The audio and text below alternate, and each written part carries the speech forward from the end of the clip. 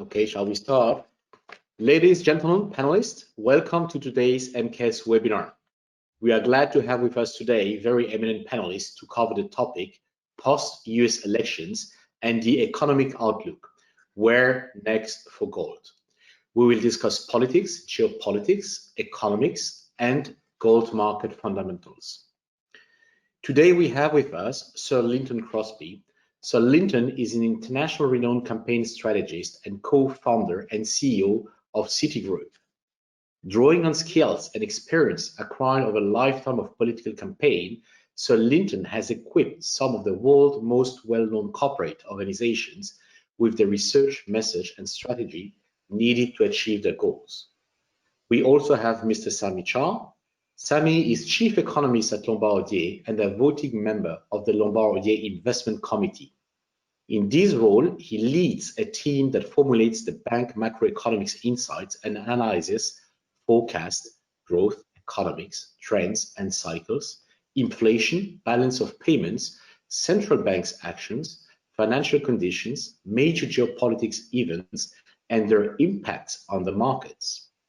And we have with us Mr. Philip Newman. Philip is a director and partner of Metal Focus, the independent precious metal research and consulting company with a 28-strong team across 8 countries. Their research covers the market space from the mine to the market. They provide in-depth consulting services across the supply chain, including financial institutions, refiners, and mining companies, among others.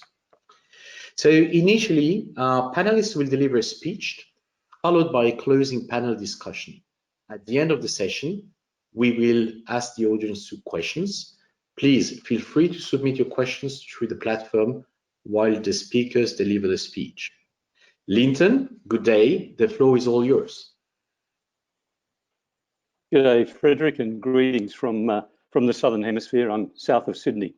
I thought today, in my case tonight, I would say a little bit about the geopolitical landscape, focusing particularly on the US elections, but a number of other factors that I think are very important in the current climate.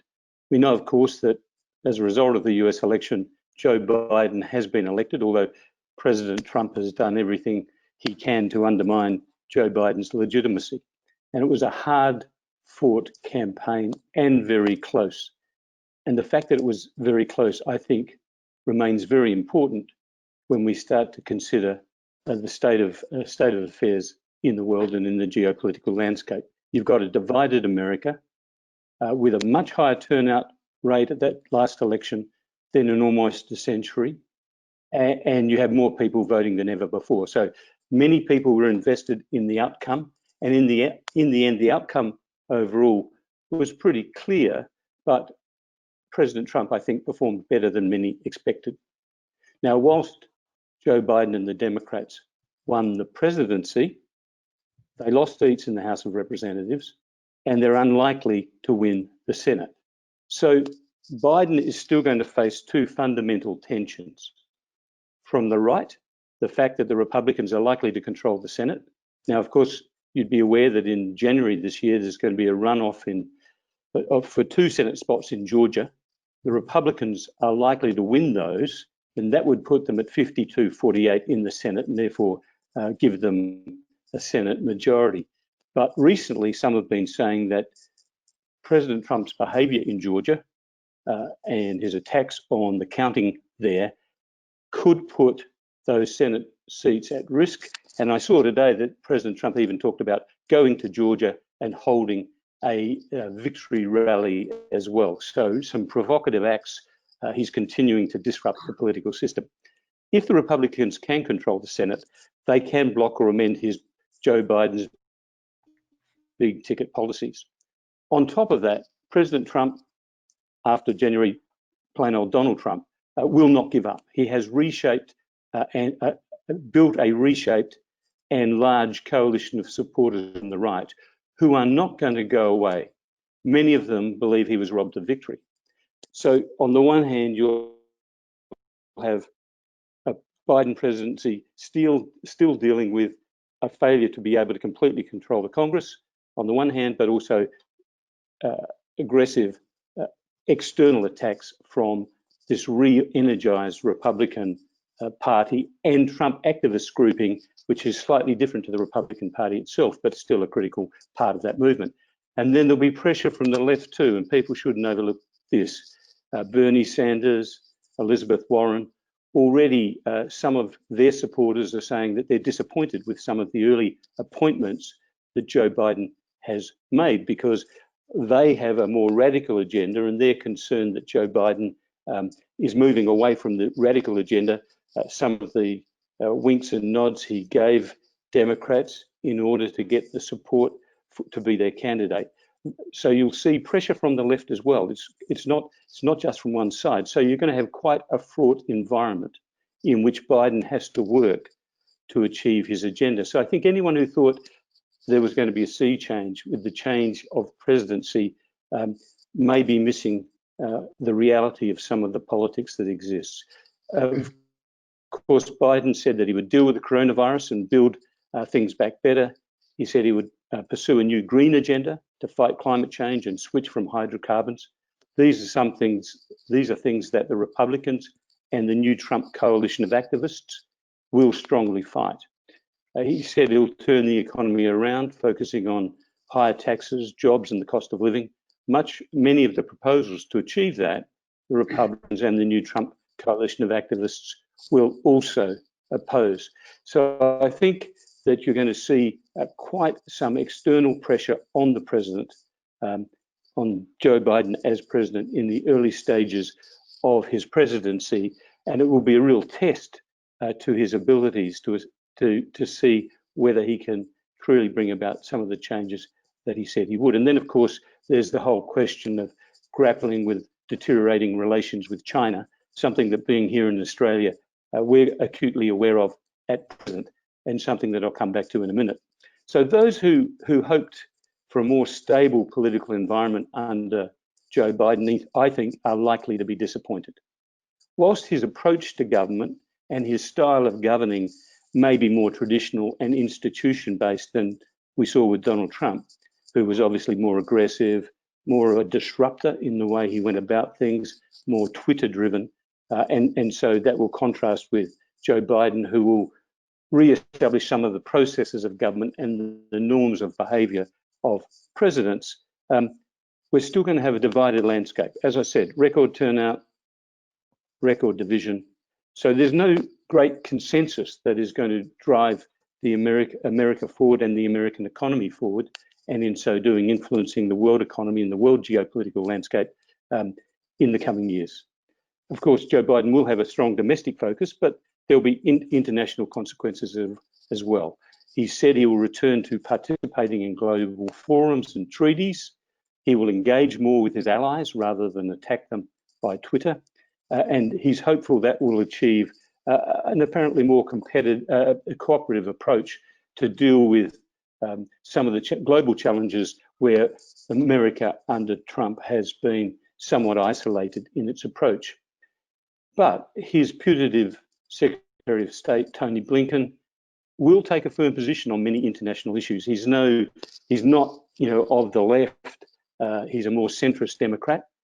This is especially the case in relation to China, where Blinken is much more aligned with the view that China is a competitor rather than a country with whom there should be more engagement overall. Of course, there will be a hope to engage with China on issues like climate change and then dealing with the coronavirus. But beyond that, there will remain a strong competitive tension, and it's important to understand reasons for that. Firstly, there's America's its own perceived economic interest, but there's also a political consideration too. In the last year alone, the number of people who view China negatively in the United States, that is, they have a very unfavourable view of China, has grown to 78%. It's up almost 30% in a year. So even though Joe Biden may want to conduct himself in a more rational way, in a more considered way, there's still the reality of domestic politics where China is a bogeyman in the US, not unreasonably given some factors, but it is something to remember. And at home, I think it's reasonable to expect, particularly in order that President Biden keeps the left of his party on side, that there's a prospect of some sort of economic stimulus to give comfort to the left under Janet Yellen as Secretary of Treasury. Now, I mentioned China before, and a lot of people focus on President Trump's attitude towards China and the way he dealt with China in relation to trade issues and so forth. But there's another big change in China, and that's Xi Jinping himself, the premier, and the way he is asserting himself and his view of China's role in the world, and China is doing so as well and following the lead he sets. And we can expect this to continue. Whilst the rest of the world suffers severe economic pressures from COVID, cases of which are still rising daily. In fact, in the last week, we've gone from 60 to 64 million people with coronavirus. China's economy is growing, and its political ambitions are growing too. We see it in Hong Kong almost daily now, with changes that call into question certainly the West's interpretation of one country, two systems. You see it in some trading relationships. Take, for example, Australia, where China, unhappy about Australia's aggression on the source of the coronavirus and some other issues, and an alignment with the US for national security and other reasons, has been hit with tariffs on barley, 200% tariff on wine. I encourage you all to drink more Australian wine. And many ships carrying Australian coal are anchored off China and not able to access the country. And so you're seeing that tension rising. You see countries like Sri Lanka, which are now very reliant on Chinese investment, or they're heavily indebted to China, and so China is extending its influence. It's using its economic muscle. We're seeing continued expansion in the South China Sea and other levers too. So in countries like the United Kingdom and Australia, you see increased numbers of Chinese students with influencing the country's perspective in relation to China in perhaps a softer way. And then there's a range of other issues which I'll touch on very quickly as my 10 minutes comes to a close. The first is that I don't think people should assume that vaccinations are going to save the day in the short term. We see the UK announcing approval for Pfizer vaccinations, but I think that there's still a lot of water to flow under the bridge before the world comes to grips with the coronavirus. There are some issues of economic sovereignty and nationalism, which perhaps we can explore in question time, because I think you will see governments want to do more to establish their own economic security and sovereignty, notwithstanding a commitment to trade and globalization. You've got Brexit intentions in Europe, and you've got, I think, something that the rise of China, or the assertion of China, the aggression of China will give rise to, and that is a stronger emergence of India in playing its part in the world and a closer relationship with the West. And then finally, for governments all around the world to grapple with the question of record levels of government spending, record levels of government debt, and how ultimately they're going to deal with those. Are they only going to rely on economic growth and low interest rates to help make that debt manageable, and hope that they can bring economic growth to deliver progress and a stronger economic future? I'm going to leave it there, Frederic. Hand it back to you.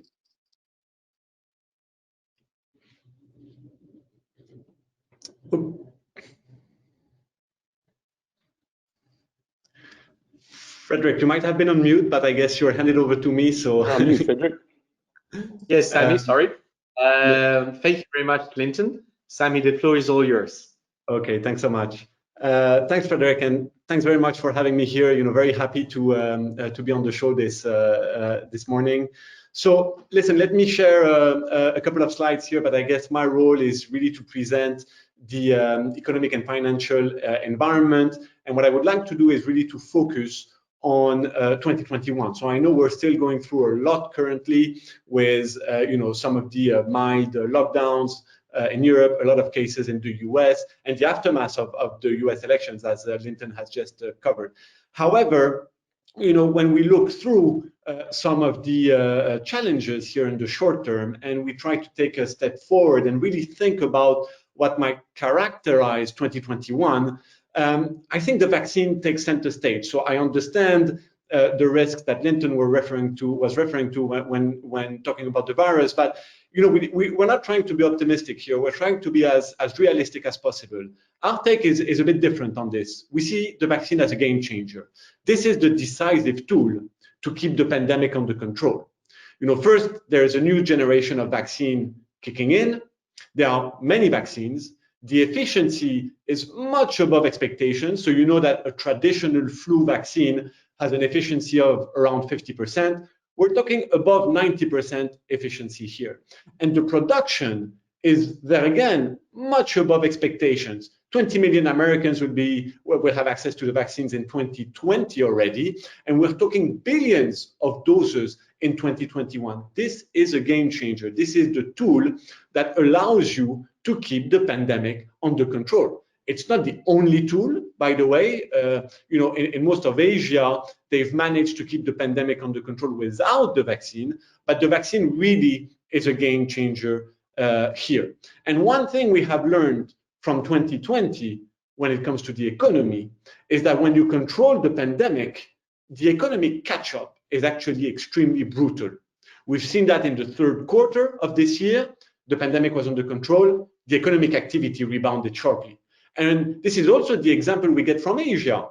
They have kept the pandemic in much better control than Europe and the US, and economic activity has catch up extremely swiftly in Asia as well. So if the vaccine is the right tool to keep the pandemic under control, the economic catch-up is going to be much quicker than anticipated. So let me try to illustrate what the economic catch-up can look like.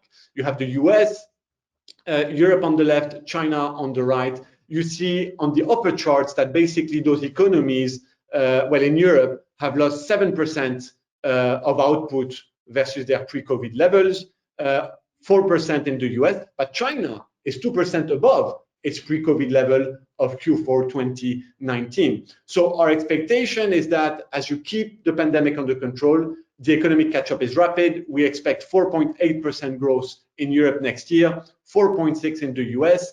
That basically means that you would have recovered the pre-level of output pre-COVID by Q3, third quarter of 2021 for the US, and a bit later, first quarter 2022 for Europe. So that is the first key message of the day when it comes to the economic outlook. We're in for a very rapid economic catch-up in 2021. This is the main characteristic of the year, the economic catch-up.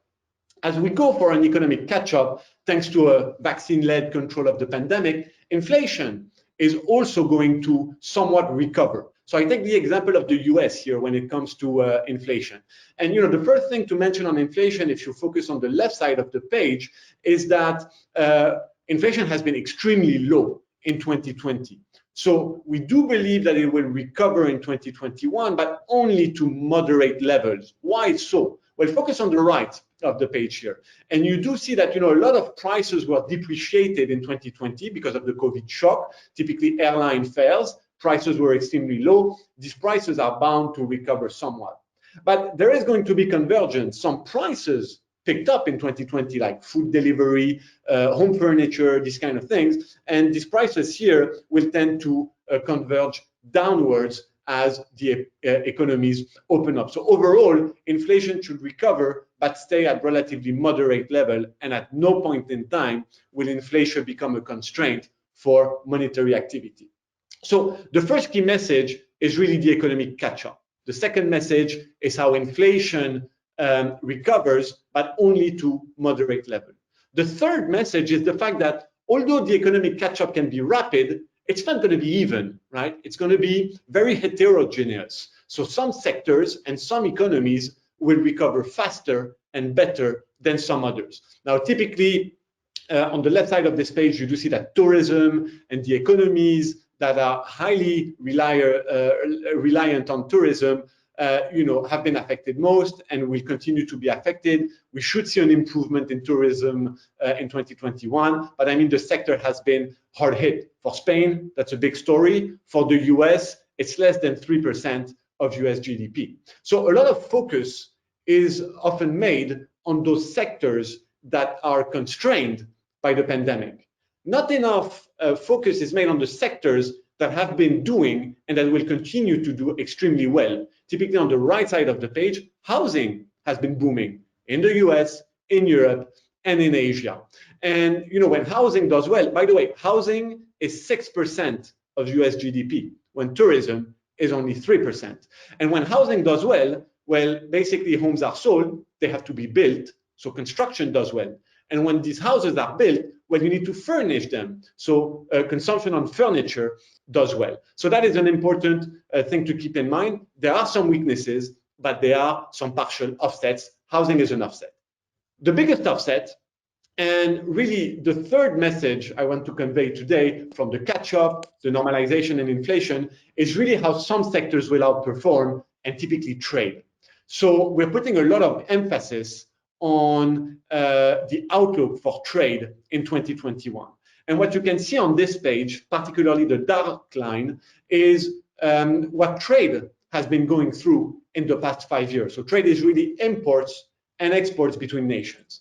So trade went through the dollar and Como shock of 2015 and 2016 with the collapse in oil prices, sharp rebound in the dollar. Trade slowed down, close to contraction. Then it recovered in 2017, 2018.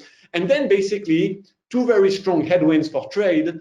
One is the trade war initiated by the Republican administration with the tariffs on China, basically making trade fall sharply into contraction. And then the COVID shock. When you look at this picture, listen, it's been 2 years that trade flows have been contracting. 2021 is the first year in 3 where finally trade will recover and go back into expansion.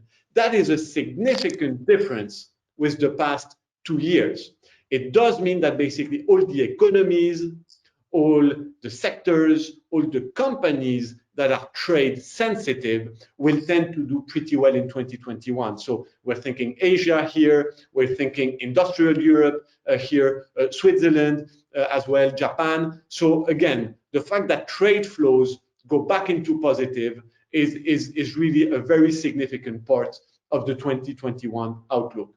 A final point on that uneven recovery is the fact that consumption, surprisingly, is doing pretty well as well. Well, that's thanks to the jobs market that is improving. You can see on the right side of the page that US unemployment peaked at 15. We're below 7 in terms of unemployment rate in the US. So the improvement has been extremely, extremely strong. And that means that consumption is doing pretty okay. So you can see retail sales in the US on the left here, retail sales in Germany on the right, and you see that we are far above pre-COVID-19 levels. So these are not necessarily store sales, they're more online sales, but nonetheless, they show that the momentum in consumption is actually pretty strong.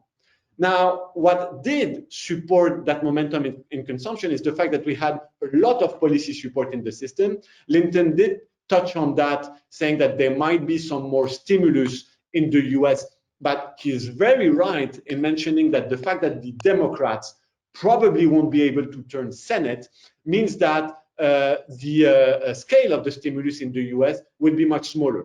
Under a Democrat sweep scenario, we could have imagined a 2,000 billion package in the US. Now, very clearly, Republican Senate leader Mitch McConnell is not going to accept anything above 500 billion. So we're talking 4 times less. Where Joe Biden gets lucky here is that in an environment where he can deploy a vaccine and the economic recovery can unfold rapidly, maybe he doesn't need much more than 500 billion. It's already a pretty decent safety net. So one thing to keep in mind. A final point for 2021 is the fact that central banks will remain still very active. On the left, you see that there will be no rate hikes in 2021. That is something for that is years away, probably not before second half of 2023, when the Fed can eventually start raising rates.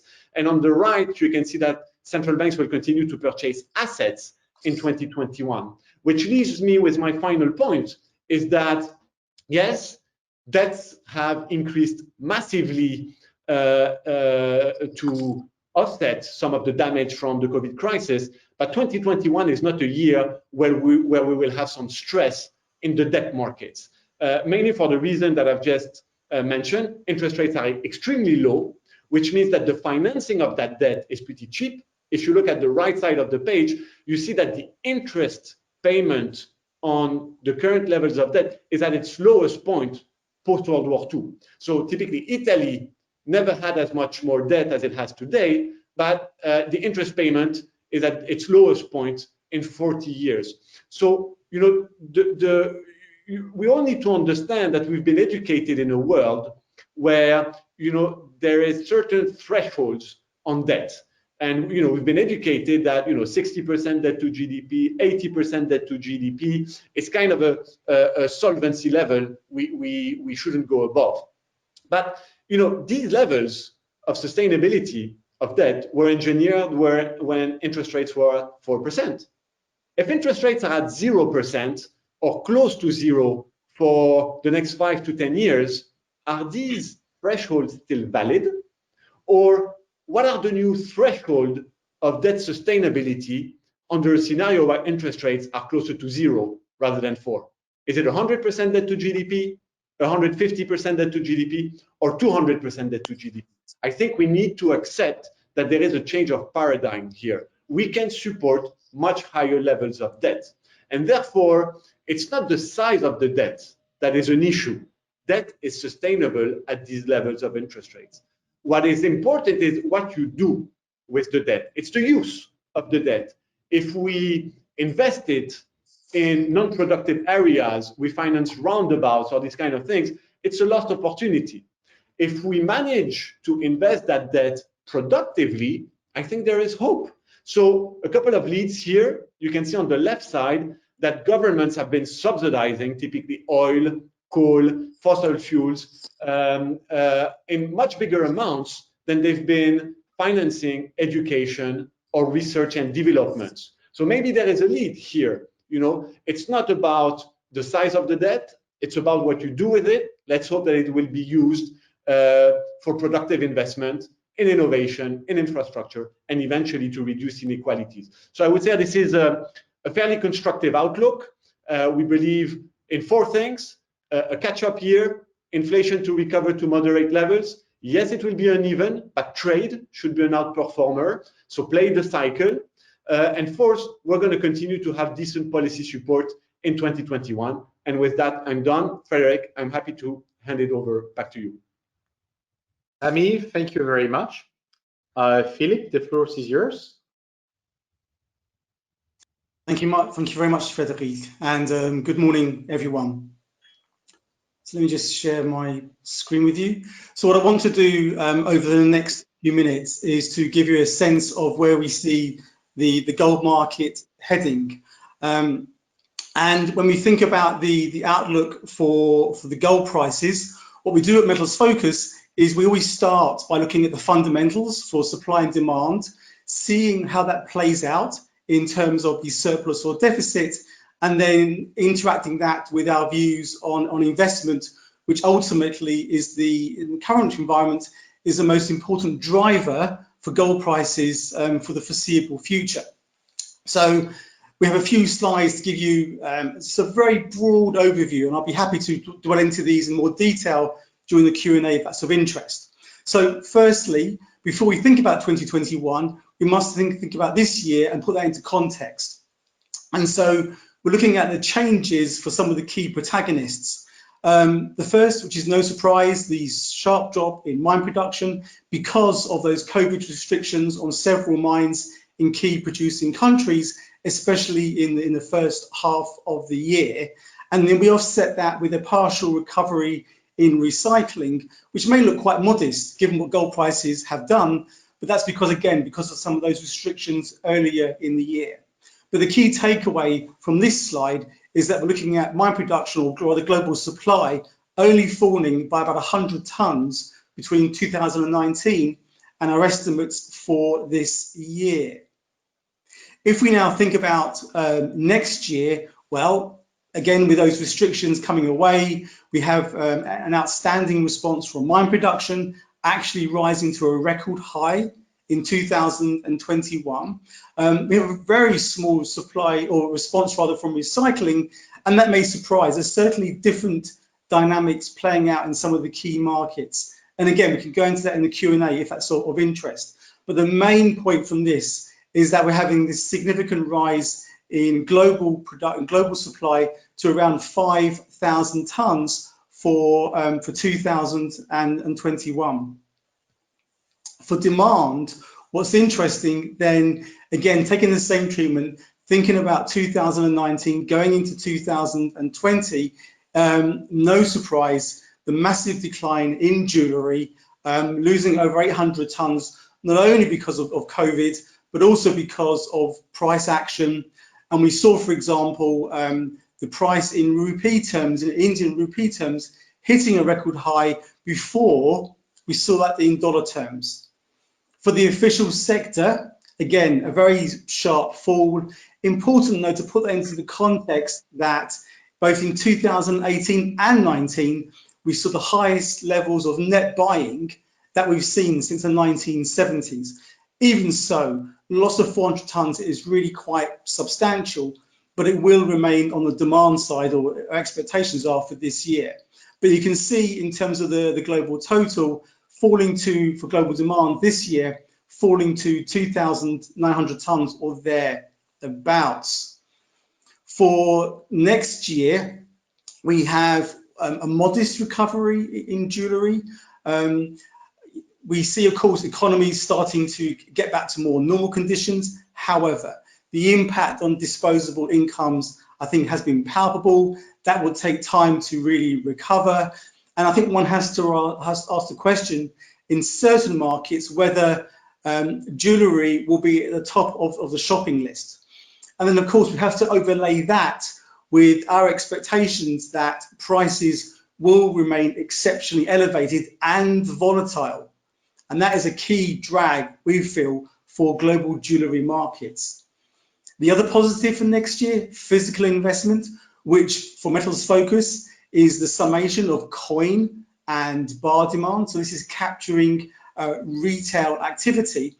And that total, again, may surprise. But in an environment where prices are rising, in an environment where prices are volatile, we think what you'll tend to see there is heightened levels of buying and selling activity. And when you net that off, you end up with a much lower figure.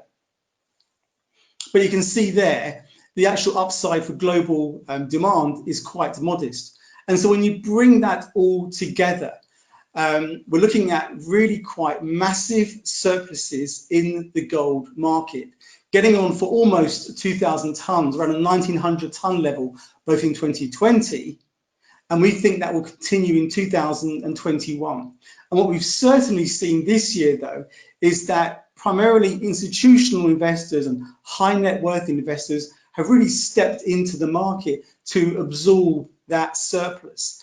And that's why it's important, as I said at the beginning, we look at the interplay between physical supply and physical demand, and then therefore overlay that with investment activity and what that translates into price action as well.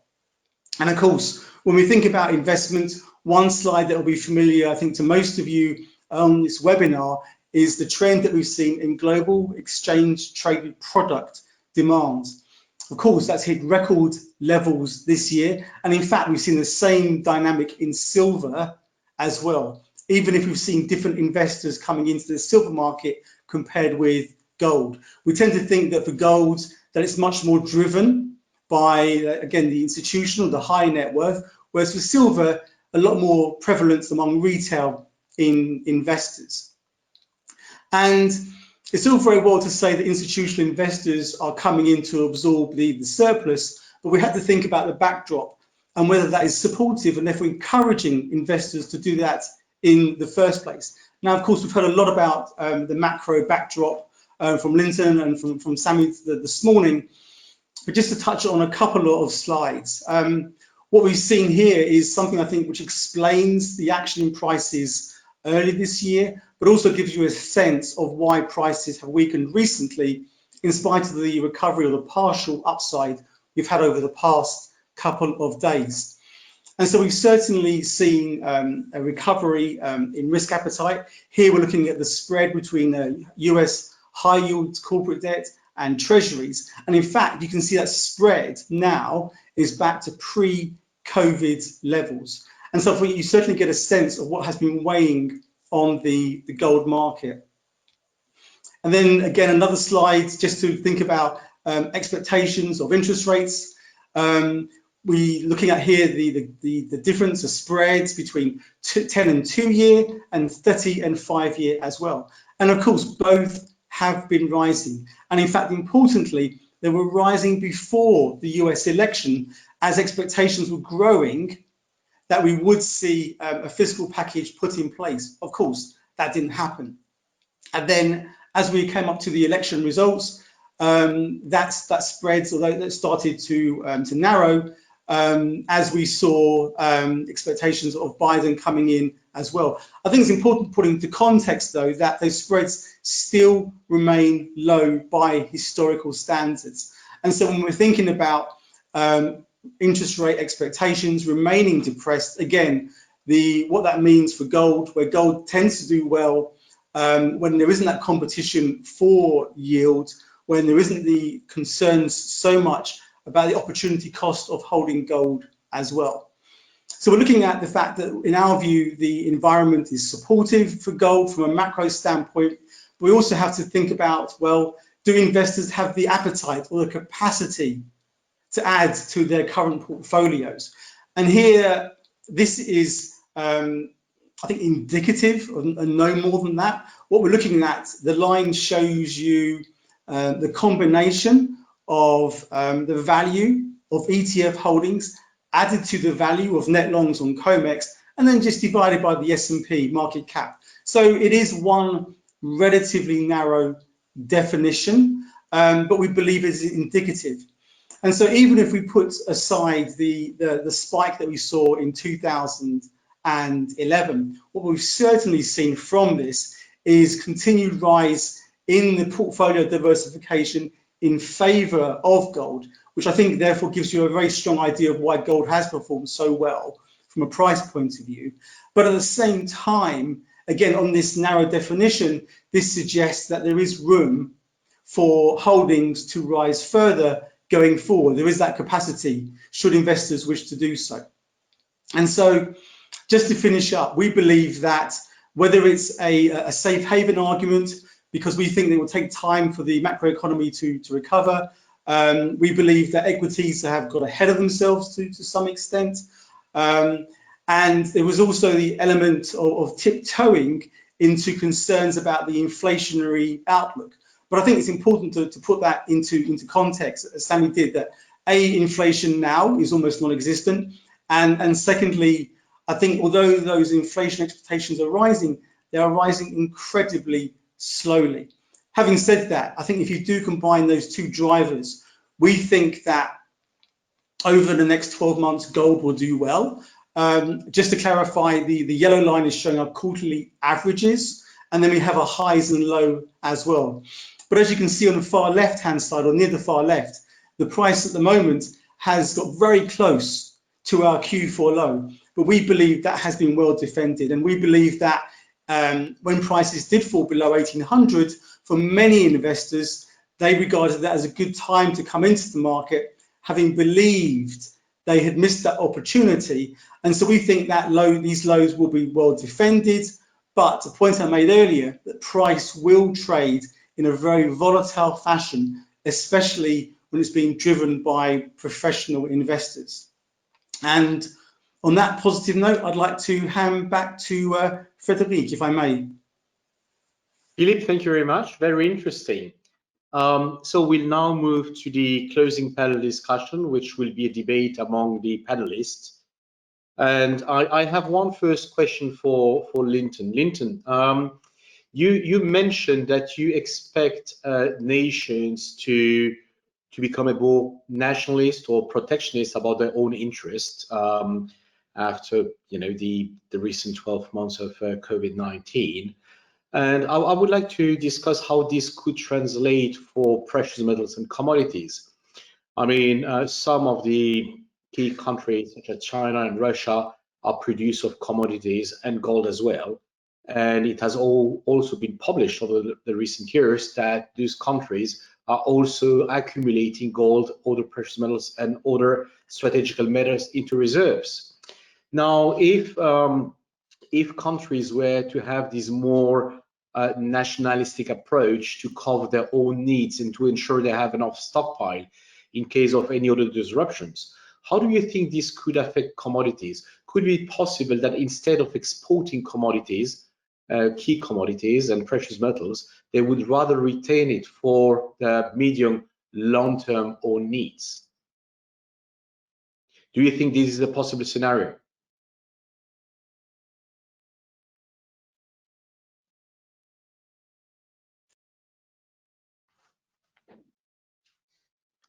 Can you hear me? I think there's two things. I think there's what I call economic sovereignty, and there's economic nationalism, or nationalism more generally. Nationalism is a much more populist approach to say, look, we've got to look after ourselves and forget the rest of the world, and we're not going to receive foreign investment, and we don't believe in free trade, and globalization has got us into this mess and all of those sorts of things. And I'd park that to one side.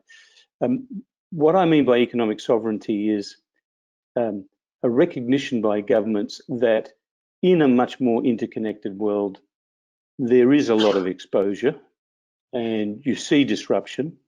And so you need to give consideration to certain things. And that can be as basic as if you look at the UK or look at the world generally when it came to PPE, that is, medical supplies in the context of the coronavirus.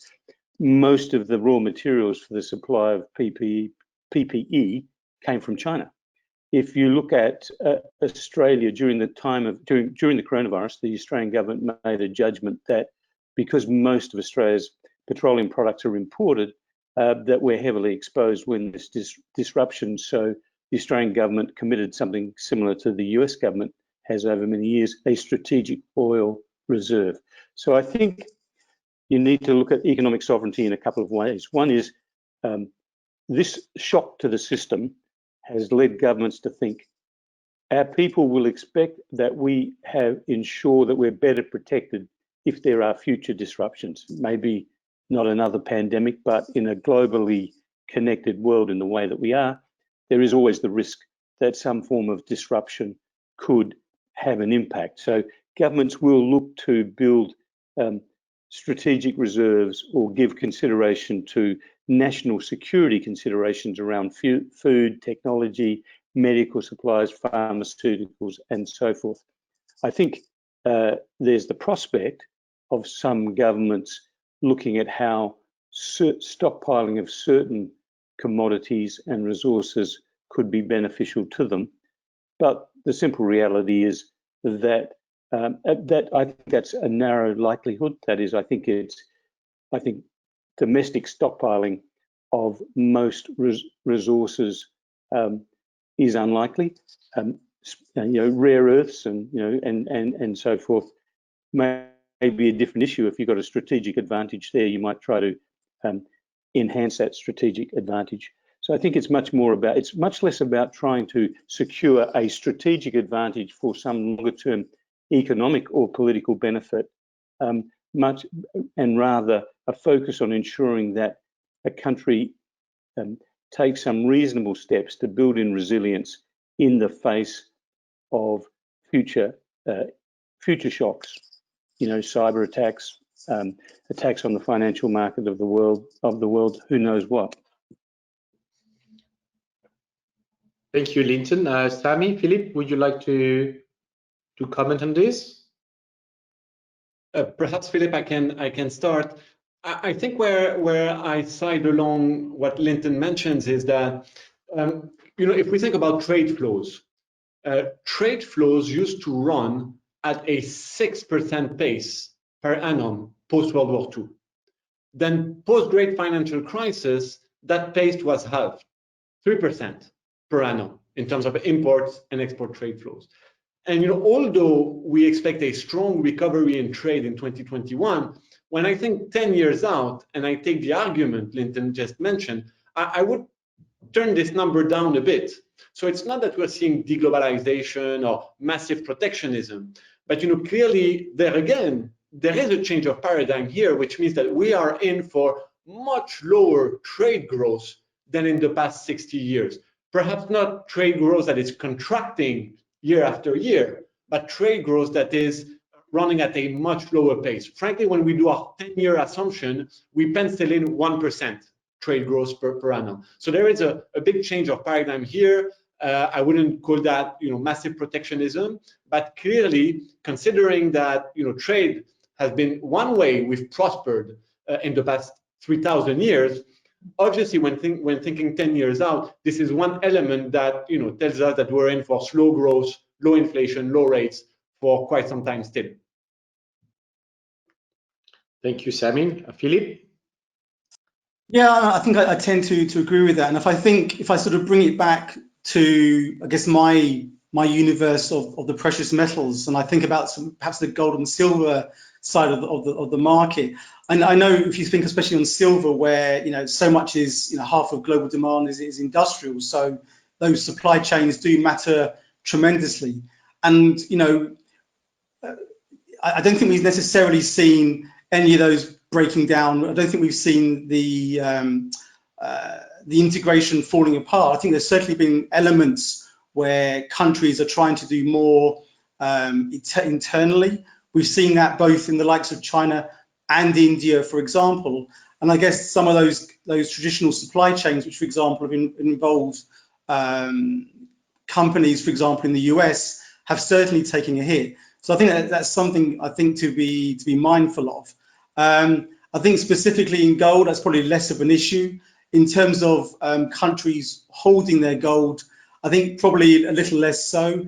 And I think in the slide when I was talking about some of the central bank buying, the fact that that's fallen significantly and is likely to remain at lower levels, just to give you a sense perhaps of some of the other priorities that some of these countries have in terms of trying to stimulate their economies. And therefore, although I think there's been a significant importance in holding gold from a rotational standpoint and trying to diversify away from the US dollar, that of course is a very different argument to what you're talking about, Frederic. But I think going forward, I don't think we'll necessarily that happened, at least for some time to come.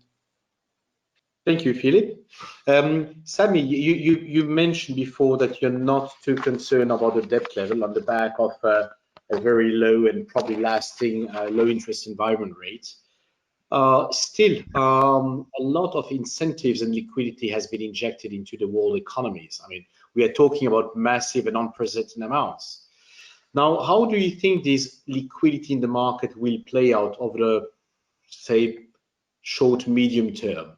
In the recent crisis, we have seen a fraction of this liquidity being injected, and it has taken almost a decade to absorb back. How you see this playing out this time? That's a good question, Frederic. Thanks. And we do get that a lot. So I have a strong view to express. It doesn't mean that I'm right. So take it as food for thought. There is often this view that considering what central banks have done, there is a lot of liquidity out there, a lot of excess liquidity. I would contest that view a bit, and I think we should understand why central banks did what they did. So, when you think about liquidity in the system, most of the financial or even economic liquidity that is out there is not delivered by central banks. It's actually delivered by commercial banks. If I buy a house, I get a mortgage. Who gives me the mortgage? It's not going to be the central bank. If I buy a car, I get a lease. Who gives me the lease? It's a commercial bank. So most of the economic liquidity comes from commercial banks or eventually financial markets. If a company needs capital, it goes to financial markets or it goes to a bank. Now, when banks stop lending and when financial markets dysfunction, you have a drop in economic liquidity. So it's a little bit like, blood in the body. An economy needs blood, needs credit. If you lose blood, what happens? You go to the hospital and they make a transfusion. Well, this is exactly what central banks have been doing. Our economies have lost liquidity because commercial banks were focusing on repairing their balance sheets and markets were dysfunctioning because they were stressed out. So central banks basically compensated for what commercial banks and financial markets were no longer doing. We're all uncomfortable with this unprecedented and unorthodox monetary policy. But let's be fair. I prefer to live in a world where economies got the transfusion than rather to be in a world where we had massive credit crunch and we had economic anemia, and therefore the economic patient was a risk of dying. Now, to your question, Frederic, my view is that as commercial banks and financial markets start operating properly again, central banks will taper and get out of the picture. This is typically what happened after 2013, right? So I would expect banking loans to normalize in 2021, and therefore asset purchases to be scaled down at some point, maybe in the second half of 2021. And if the economic recovery is strong enough, the markets will digest that. Maybe it's a bit unsettling at the beginning, maybe you get a bit of tantrum, but at some point we've managed to overcome raising interest rates, falling central banks' balance sheets between 2013 and 2018. And then obviously we had trade war and COVID.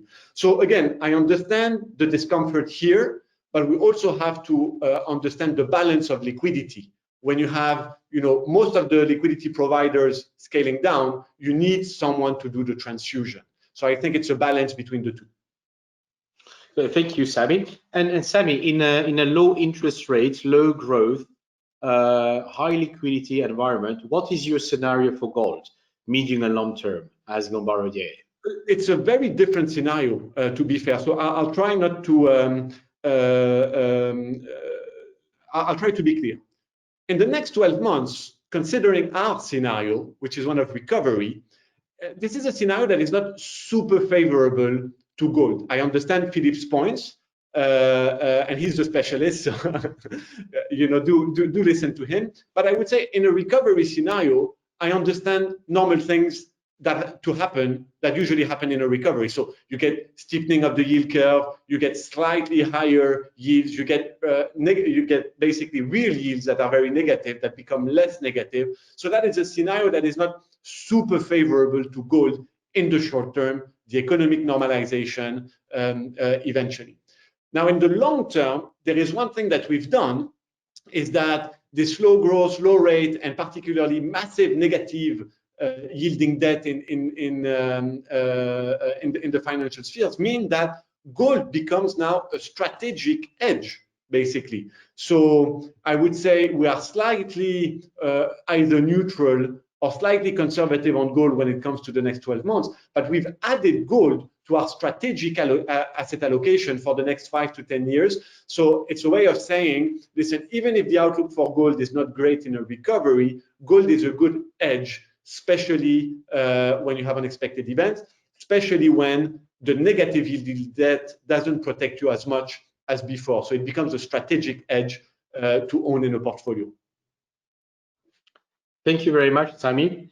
Philippe, you mentioned that you're still bullish for gold. We also saw in your charts that gold has been in a surplus of the recent months and years.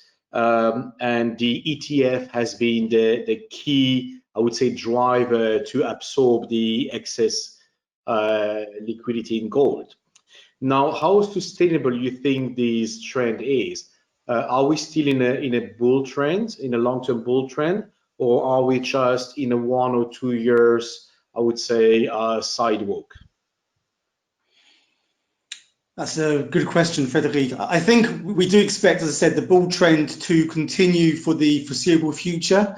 We think it will be intact for next year, and I think moving into 2022 as well. I think there are certainly risks. I mean, I think that is certainly hopefully clear. And I think the ETF is one element. I think the over-the-counter market has also been strong as well. But we certainly recognise those risks. I mean, many of us will remember back in 2013 when we had the washout in the ETF space for gold, not for silver, but for gold, and then how heavy those liquidations were. But from our point of view, we think the liquidations going forward for the time being will be extremely modest. As I said, I mean, I'd certainly take on the points that Samy was talking about. And I think to his point about the shifts in liquidity and who is offering that in the US economy, we think that will be, I think, quite disruptive at times, and therefore how equities perform, for example, I think there'll be bouts of corrections there, and I think that will certainly, in our humble view, encourage those rotations into gold.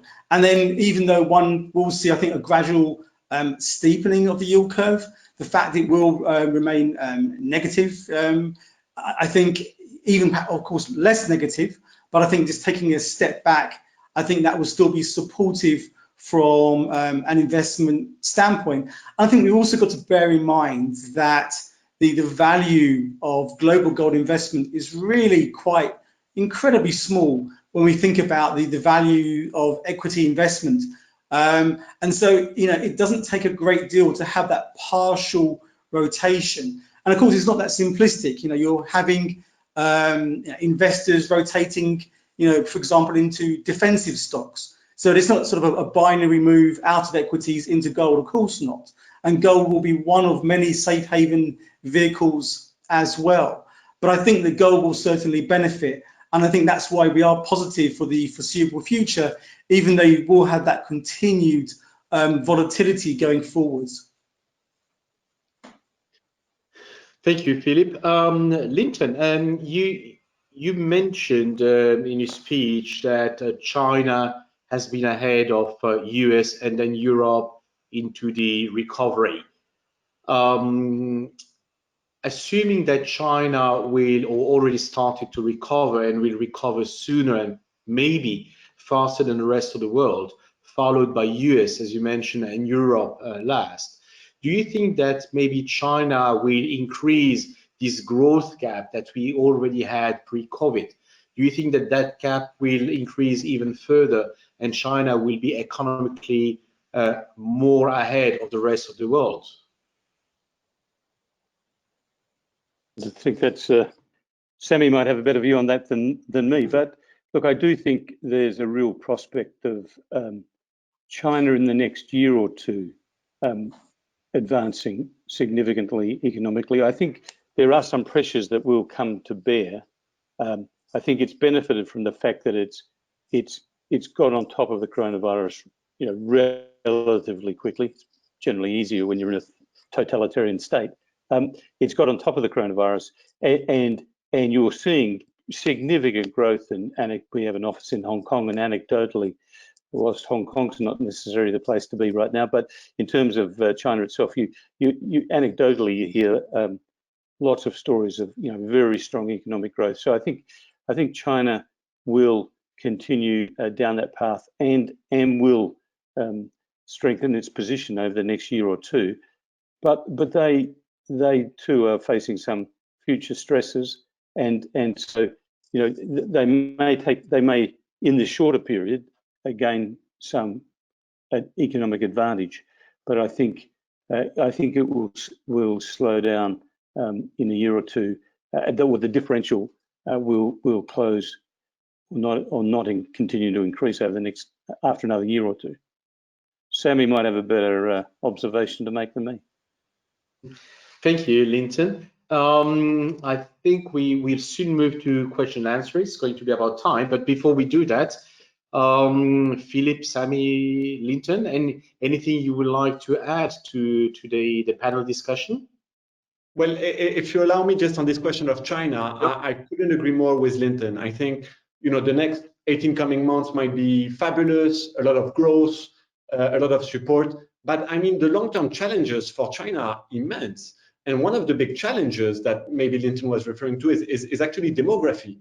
The fact that they will lose 7% of their labor force in the coming decade. That means that their economic engine is basically shrinking, the same way our economic engines are shrinking, Japan, Europe, the US. So that is a huge challenge to overcome for China. I'm not extremely worried on debt, as I've mentioned, but if there's a place where there is a lot of debt that is a little bit more worrisome on the way it is used in a non-productive way, it's perhaps China as well. So, I would imagine that in the next decade, the average growth level for China is rather around 2 to 3%. Maybe 8% next year, maybe 5% the year after, but I think China is converging towards our own growth levels. Thank you, Samy. Philippe, Lynton, would you like to add anything, or shall we move to the question and answer sessions? I guess from my side, actually, Frederic, actually, I wanted to ask you a question, if I may, if that's all right. Cool. Which, Yeah. pretty round. I mean, from our side, the people we speak to, we're trying to get a sense of where, investment activity is. And I was thinking that, given your client base, globally, what are you seeing in recent weeks? What are you hearing about in terms of, say, investor sentiment towards gold? It's a mixed answer, Philippe. At the beginning of the year, when we published our forecast, our sentiment was moderately to more moderately bullish for gold and precious metals. As we entered into the COVID sanitary crisis, we adjusted our forecast a bit higher on the back of what was going on and was going to be expected. But our sentiment hasn't changed throughout the journey. I mean, we have remained bullish from January into April into November. Now, what we are hearing, or what we were hearing before they announced that there will be a solution against COVID, that people were extremely bullish. I mean, we were hearing about crazy numbers. I guess same for you, Philippe. You were hearing numbers ranging from 2,000 to whatever.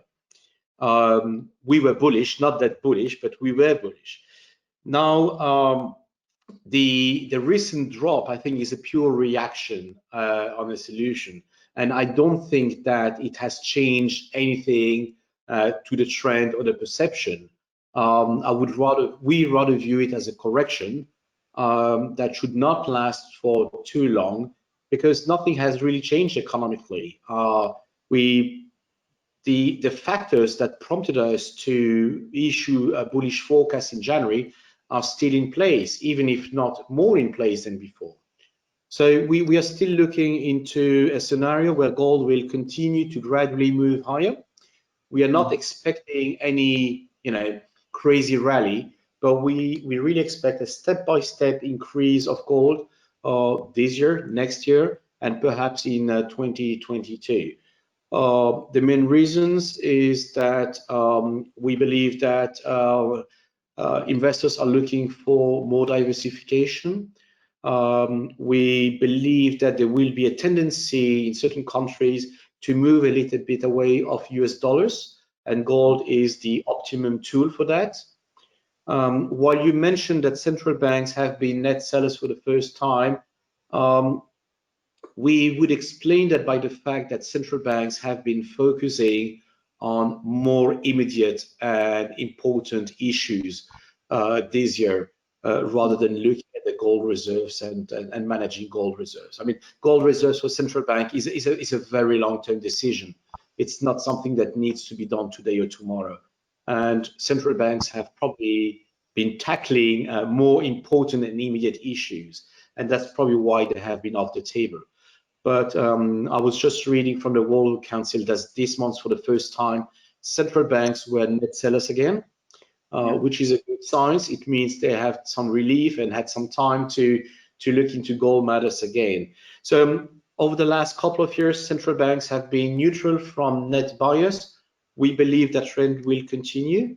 So overall, to answer your answer, our view is unimpacted. We still believe gold will move higher along with silver, platinum, and palladium, in maybe more moderately, but we are still a gold bull.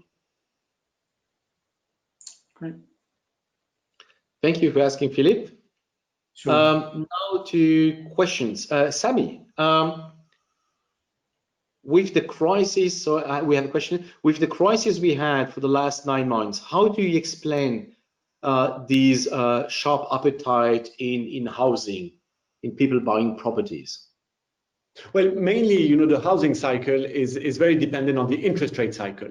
So I guess, you know, behind the support of housing is how low mortgage rates have become. So, you know, and typically the main risk to a housing cycle is when you start initiating an interest rate hiking cycle, which, as we've said, is probably not, you know, going to be one of the main stories before at least 2025 or even beyond. So I would say a couple of things. One is really tied to the interest rate cycle, low mortgage rates, very strong support for housing, and then basically you have two other things playing out. One is that, you know, the job market has improved and is improving, so there is an appetite for purchasing houses. And the third thing is that there is excess savings. The CARES Act, by the way, was extremely generous. Savings have increased in the US. At some point, you know, they want to put money at work. If you think about your life savings, well, housing is actually a pretty important investment. So there are those three things I would say behind the pretty decent housing performance in industrialized economies.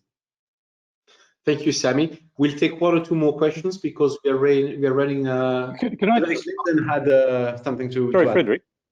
Yes. Sorry, Frederic. Can I just add? Can I add 2 points to that? We have a polling business, and we try to understand what motivates behaviour rather than just what people do. And one of the things that we've found in the context of this pandemic, and we saw it at the time of the attacks on the World Trade Center, is that when there's something big going on in the world over which people individually can't have a lot of control, there's a tendency for them to want to reach out more closely to their local community, to their family and friends. And so we've been doing a track all year during the coronavirus pandemic, and you see that there's a thing which some people describe as burrowing, where people focus a lot more on their immediate environment, the things they control, and because of these big external threats, they sort of come together. So more time with family, or more desire for more time with family. They can't always do it because of lockdown rules. So that's one factor. There's a sense in these uncertain times, family becomes more important, and the environment in which I live with my family becomes more important. The second is we're also seeing that people are changing their perspective about how they work, and the pandemic has led people to take some serious decisions about their own lives, their lifestyle, and so forth. So you're seeing, and you're certainly seeing it in Australia, housing prices are back up in Australia, and they're particularly higher, and there's a lot of turnover in regional and country areas where people can opt for a slightly less pressured environment.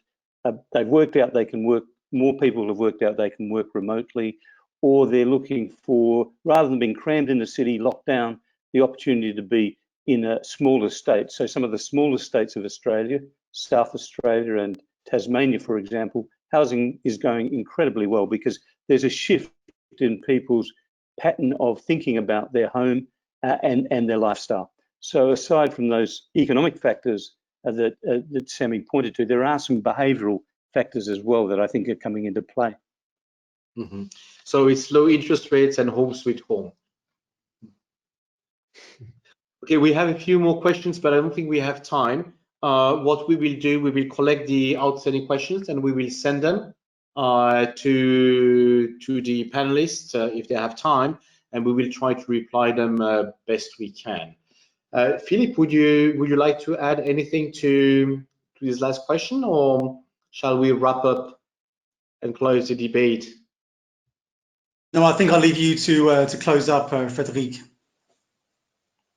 Well, Lynton, Samy, Philip, dear audience, thank you very much for participating today.